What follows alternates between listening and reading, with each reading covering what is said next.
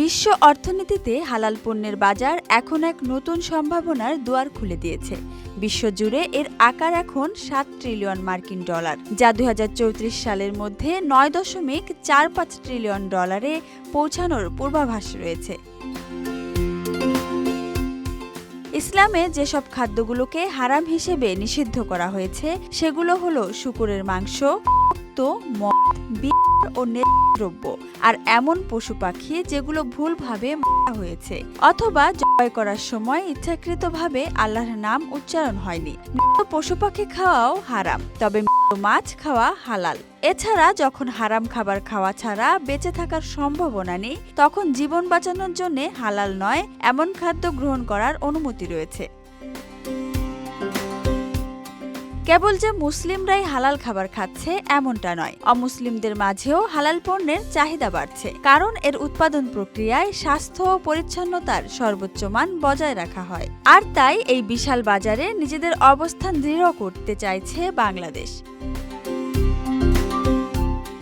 সম্প্রতি বাংলাদেশ বিনিয়োগ উন্নয়ন কর্তৃপক্ষ বিডা এবং বাংলাদেশ অর্থনৈতিক অঞ্চল কর্তৃপক্ষ বেজার নির্বাহী চেয়ারম্যান চৌধুরী আশিক মাহমুদ বিন হারুন একটি সেমিনারে জানিয়েছেন, সরকার হালাল পণ্যের আঞ্চলিক হাব হিসেবে বাংলাদেশকে গড়ে তুলতে বদ্ধপরিকর। এ সময় তিনি আরও বলেন, বিশ্বজুড়ে অধিকাংশ হালাল পণ্যই অমুসলিম দেশগুলো উৎপাদন করে থাকে। এটি আমাদের জন্য বড় একটি সুযোগ।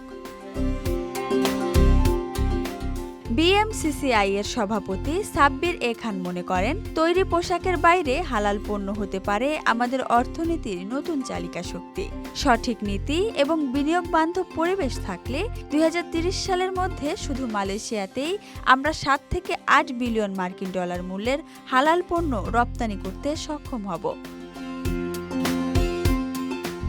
সরকার ইতিমধ্যেই বিনিয়োগ আকর্ষণ ও হালাল উৎপাদনের জন্য অবকাঠামো উন্নয়নে নানা পদক্ষেপ নিচ্ছে। এই উদ্যোগে বাংলাদেশের পাশে রয়েছে মালয়েশিয়াও। ইতোমধ্যে হালাল অর্থনীতি গঠনে তাদের অভিজ্ঞতা বাংলাদেশের সঙ্গে ভাগ করে নিতে আগ্রহ প্রকাশ করেছেন বাংলাদেশে নিযুক্ত মালয়েশিয়ার হাই কমিশনার মোহাম্মদ সুহাদা ওসমান।